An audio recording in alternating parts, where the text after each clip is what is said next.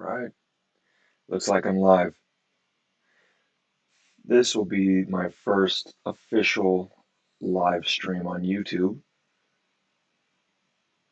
Today I'm going to document a little bit of a workflow and share some of that. Let's see, just getting this pulled up here.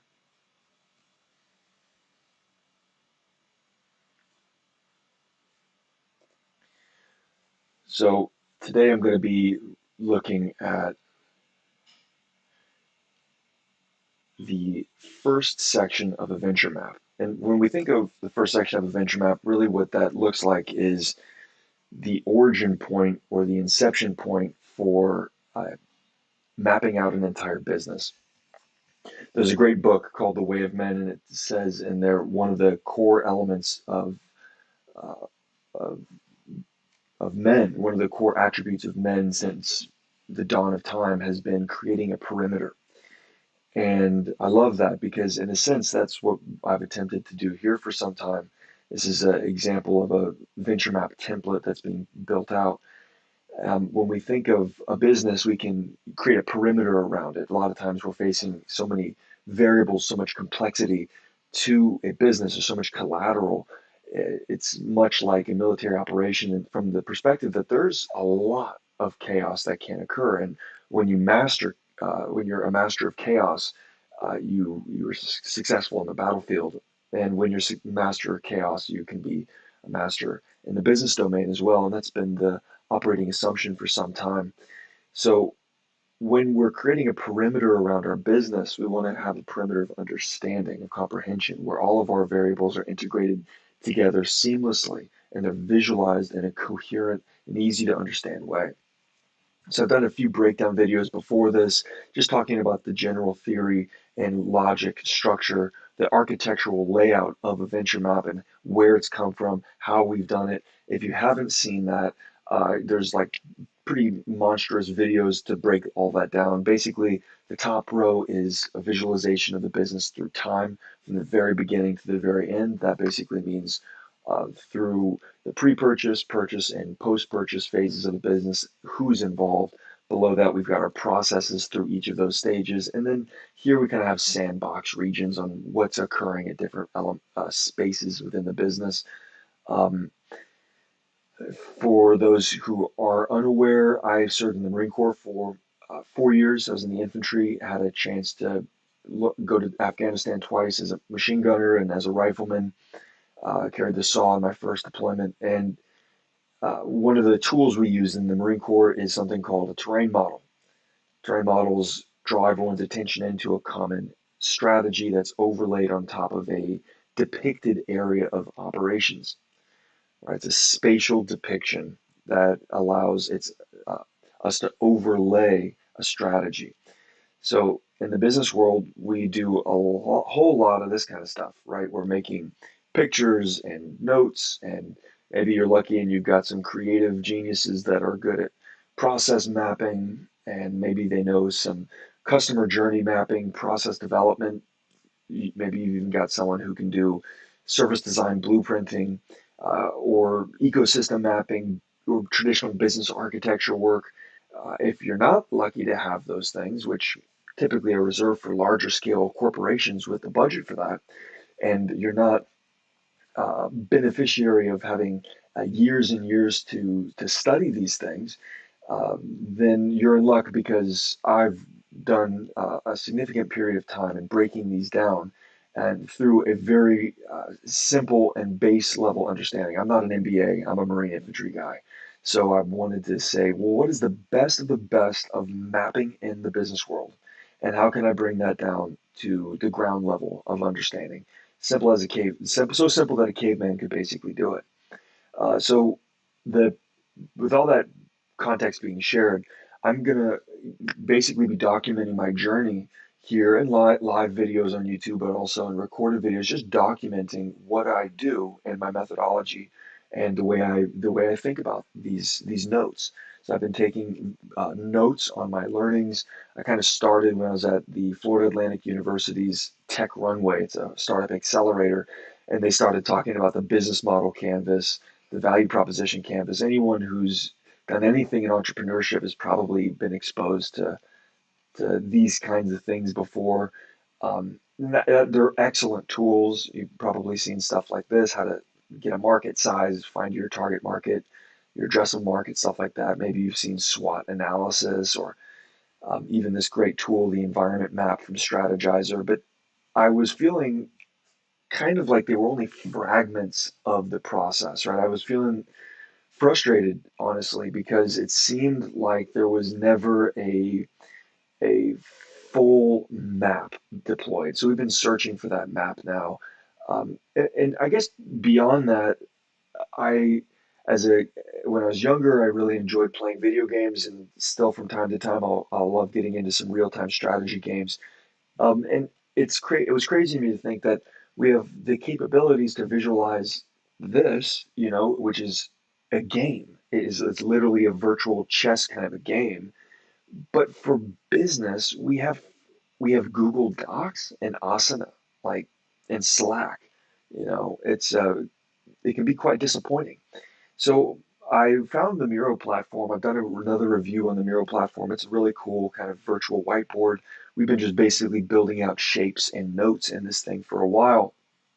And here's what it all boils down to. I'm starting here with a blank map, and I'm just gonna build out things one by one and walk you through my way of thinking about it. So if you think of all of most folks will start their business thinking either somewhere down here, like where their website is, and or where their sales are. So like basically how they're representing it on the web, and then what their product is back here. So this is your fulfillment, your promise delivery, the operational pipeline. It's like where the solution exists, and then what the customer journey is through that, what the employees are doing front stage and backstage, and what support processes you have. But typically, people will their thinking of a business will be somewhere in here, and basically what that means is their website will be here. They're thinking of the customer journey. It's like, okay, they see the website, they click on it, they subscribe, they go to a page, the sales page, they buy, they get onboarded, and they kind of go from there. Um, if you think about it, people who do it that way will find real quick, well, wait a second, I've got a website and maybe I've got a lead gen PDF because they're thinking about how to have a low barrier of entry and a non-monetary conversion point so that threshold to get cold traffic warmed up is low. So maybe they've got a top of funnel, and then they've got an opt-in and a nurture sequence and a sales campaign to sales event, and then it onboards. But what they quickly realize, and what a lot of folks learn the hard way over time, is you could have all of that funnel mechanism really done at a high level. I've seen some business owners with great websites, great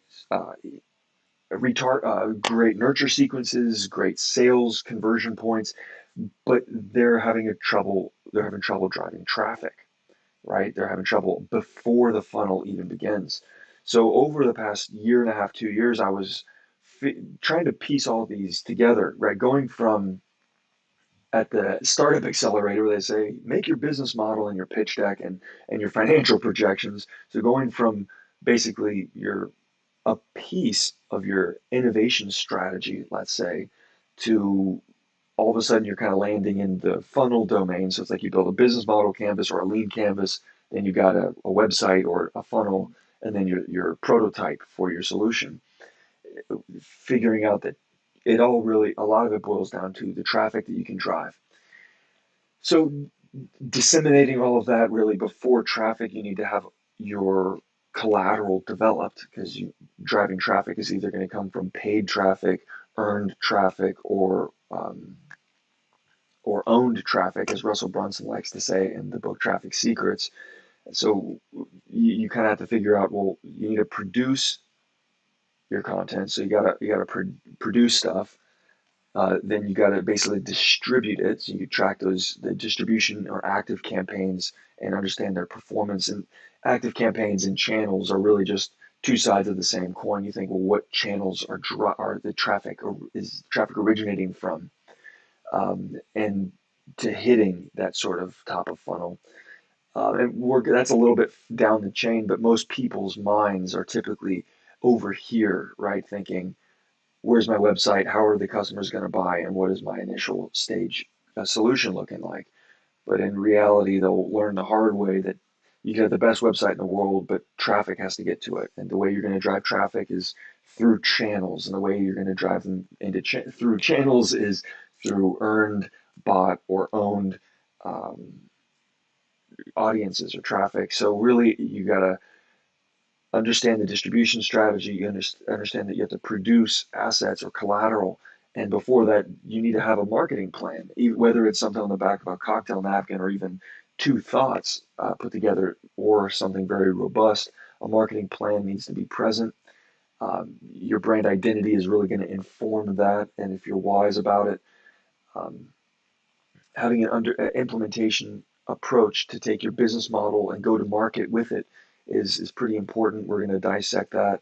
Business modeling includes market analysis. It includes a snapshot of the business through modeling architectures like the lean canvas, value proposition canvas. We're going to develop a hypothesis that considers multiple domains, right? Because it's one thing to say that we can do something, we can build a solution. It's another thing to say that it's going to be profitable. It's another thing to say that it's hip with the times and that's aligned with trends, right? It's going to be resilient through time in an ever-changing economic climate, but it's desirable, right? We're confident we can market that, and we want those things crystallized, and it's that way our hypothesis is really validated. I like this guy. It's evidence-based entrepreneurship, right? So we're gonna break down how to extract key assumptions from your hypotheses, prioritize them based on uh, evidence and importance to the organization, what it really means to build an experimentation sequence to validate that feeds the go-to-market strategy, and then how to track all of it. But we need to keep going back further though, because you can't just start off with market analysis and market sizing and stuff like that, and segmentation and avatar build outs. You got to go a little bit further back. So before you can start with a strategy, really, and you listen to what some of the visionaries talk about, Simon Sinek, start with why, right? Determining the vision. Don Miller from StoryBrand, he's got a great course in Business Made Simple University called Mission Made Simple, and he talks about your guiding principles. So you starting with the purpose, the nucleus of why you're doing something is kind of what I like to think about as the start, part of the origin. And that can be your just cause, why it's philosophically meaningful for you to pursue the work that you're doing, a mission statement, your vision. And that sort of allows you to expand outward from there because the team surrounds the nucleus, and that's who they are, who the people, your team is, your tribe is, what we're doing, or excuse me, how we're doing it, expanding out from there, from the core nucleus, defining real high level what are the activities we do as a team, what's the overall operational environmental priorities, what's our culture at a really high level, and then the solution, the outer membrane, so to speak, of the cell is what we're doing. And that ultimately is what will feed the next step. So finally, just to link this whole chain together, if you think about vision, a lot of times, especially business owners, will fall into kind of two buckets from my experience. On the one side, we've got the ultra visionary who has got a difficult time crystallizing those things down into action steps and building momentum with their dream, with their vision. It's almost like they're trapped in the mystical domain where things are really in the ether for them and very fractured, fragmented in real life. And then you've got the other group who has a disdain for this word because it takes them away from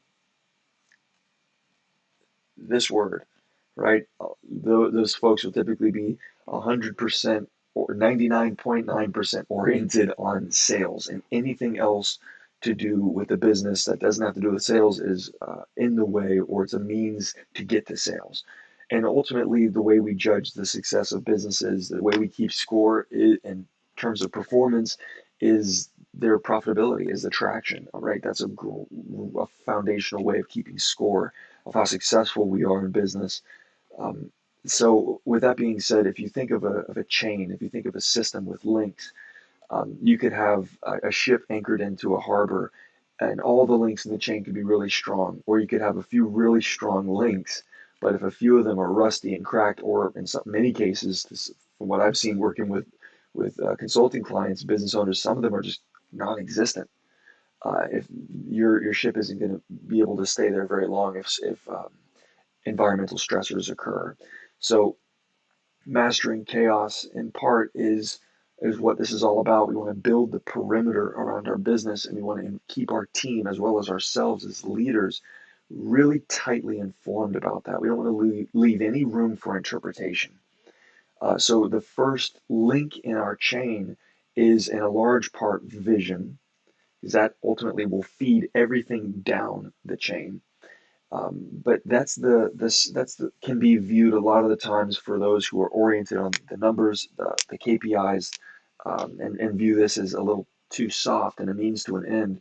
Those who haven't fully prioritized the importance of visioning and specifically to break that down, team culture. It's important to know that it's not just kombucha, it's not just drum circles, tie dye, and making sure your feelings are in place.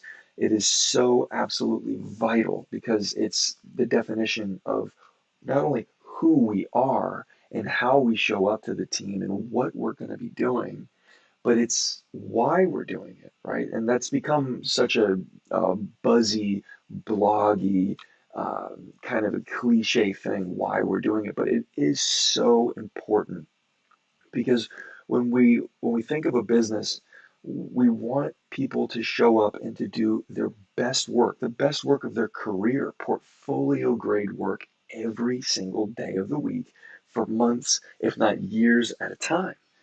And and we can only really nail that if there's a super compelling reason, if there's a very strong why behind it. It's got to be uh, connected to proper incentive structure, and it needs to be aligned with team capabilities and all of those things as well. But that philosophical driver, at a certain point, there has to be that sort of burning ember in the hearts and in the minds of the team to really harness that deep level of contribution.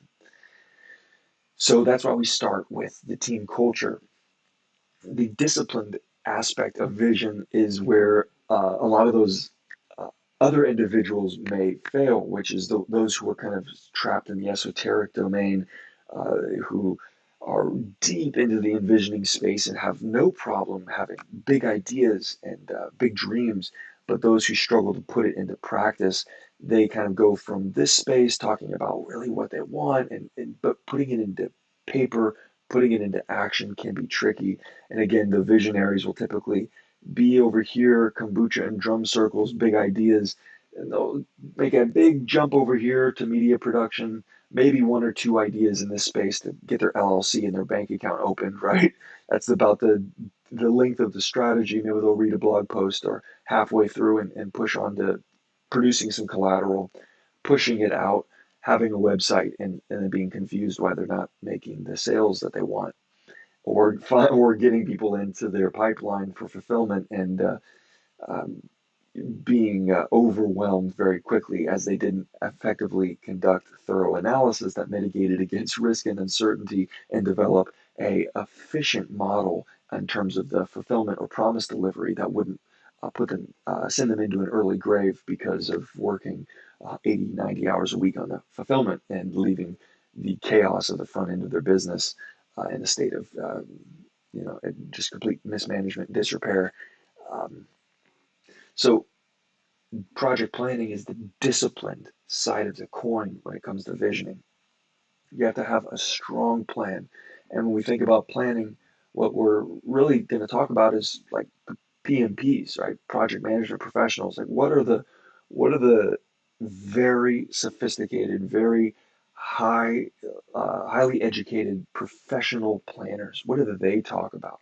And that's really the question, because we don't, if we're going to do something, we don't want to half-ass it effectively. We don't want to show up halfway and hope for the best.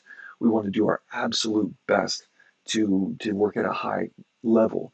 So defining deliverables, um, aligning the expectations, right, in the initiating processes, as they would say, understanding, now, are we all aligned? What is going to be done? How is that going to be done in terms of the threshold of performance? What's the quality that we expect? When are these things going to be done? How are we going to communicate throughout this? By what means? If we're working with a third party, such as a client, right, making sure that that's presented in a way that's pretty uh, articulate, right, and tells the story, but also is wise from a uh, legal standpoint in terms of developing the proper agreements, having mechanisms in play to report and maintain accountability, but also change and shift gears should the need arise, which inevitably will. These things are so vital, and I want to do a really thorough breakdown. I guess this has ended up becoming a bit more of a high level overview as well. Um, yeah, I guess what it all boils down to is the very first thing to analyze is why we're here. Why does it even make sense to do this in a philosophical and emotional way, in a purpose-driven kind of a way? And then let's get that on the paper. And there's a lot of ways to do this. Vivid vision, the mission. Mission Made Simple from Don Miller's Business Made Simple University is great. Simon Sinek's Start with Why. You don't even need anything fancy like those. You could literally scratch it out in a Google Doc somewhere. You could have deliverables exactly like this. In fact, I could give you the template. You could even get a template of a venture map if you wanted, and happy to help you set that up. No, and of course, once you have that purpose, you got to know who is involved and understanding the team, having personality profiles. These things are really invaluable and insightful. From there, of course, you can define your story. You could talk about the industry you wanted to move into, the business growth, the venture growth story. These things are all vital. So I guess now's the time for me to call it quits on today's live stream. But where I'm going to go into the next video is just do a deliverable breakdown. So I guess I've kind of finally analyzed the timeline once more, getting into this sort of chain link of each piece of the puzzle, how it's connected. My perspective of two sides of the coin here, the the cultural soft element, the planning hard element, the discipline component of visioning, and then ultimately, we're going to see how that feeds into business model, how that feeds into our go-to-market, our implementation framework, that feeds our brand identity, marketing plan to media production, to distribution that drives traffic into the top of our funnel. Funnel drives to building an owned audience, that we have an opt-in sequence that allows us to build rapport and nurture those relationships over time by driving value, building reciprocity, and finally conversion into bringing a monetary conversion in point at the sales event, and activating those new users, retaining them, and taking them through their hero's journey, having multi-modality touch points throughout the timeline that's really considerate of the emotional state, the emotional journey that they're going on. So we're going to map all of that out. I'm going to share all of it. I'm also going to be more than happy to provide templates of most of what I'm doing here. We can, throughout it, we'll probably break down some cultural excuse me, some process aspects. And when we're thinking of processes, we can think about quite literally these types of things, right? Which is a process manual. These can be broken down into a million different ways into team training videos, um, PDF workbooks, printed out binders, PowerPoints.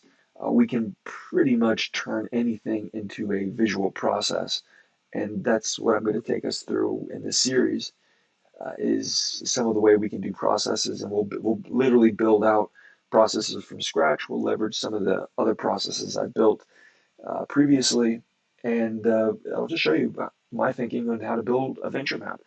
Um, I'm going to drop a link below, if that's possible. If not, go ahead and check out some of my other videos. If you want your own venture map, you can just go ahead and click the link in the description. Uh, Drop me your email. Let me know where you want me to send it off to. I'll drop you a line. You'll get a template of this.